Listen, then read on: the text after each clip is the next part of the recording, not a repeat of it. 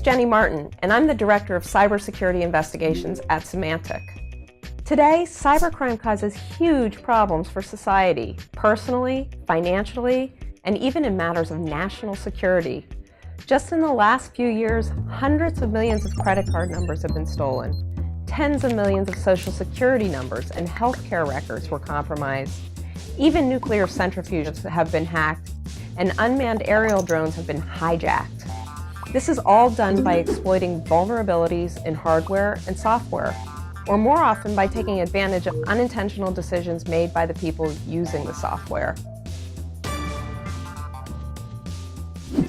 The people committing these cybercrimes don't fit a single profile or motivation. It could be anyone from an international terrorist to a teenager competing for bragging rights. Today, the largest countries not only have a regular army, but also have a well-armed cyber army.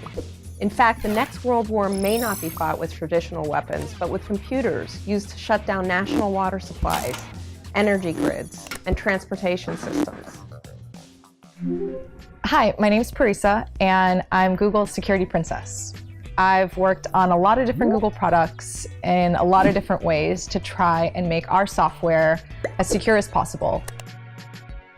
Now let's take a look at how cybercrime works under the hood. We'll learn about software viruses, denial of service attacks, and phishing scams. In biology and life, a virus is an organism that is spread by coughing, sneezing, or physical contact. Viruses work by infecting cells, injecting their genetic material, and using those cells to replicate. They can make people really sick and then spread to other people. A computer virus works a bit similarly. A virus is an executable program that gets installed, usually unintentionally, and harms a user and their computer. It's also possible for a virus to spread itself to other computers. Now, how does a virus get on your computer in the first place? There are a couple ways an attacker can infect someone's computer. They might lure a victim into installing a program with deception about the program's purpose.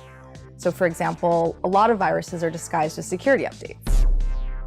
It's also possible that the software on your computer has a vulnerability, so an attacker can install itself without even needing explicit permission. Once a virus is on your computer, it can steal or delete any of your files, control other programs, or even allow someone else to remotely control your computer. Using computer viruses, hackers can take over millions of computers worldwide, and then use them as a digital army, otherwise known as a botnet, to attack and take down websites. This kind of attack is called a distributed denial of service. A denial of service is when hackers overwhelm a website with too many requests. We call it a distributed denial of service when the attack comes from many computers all at once.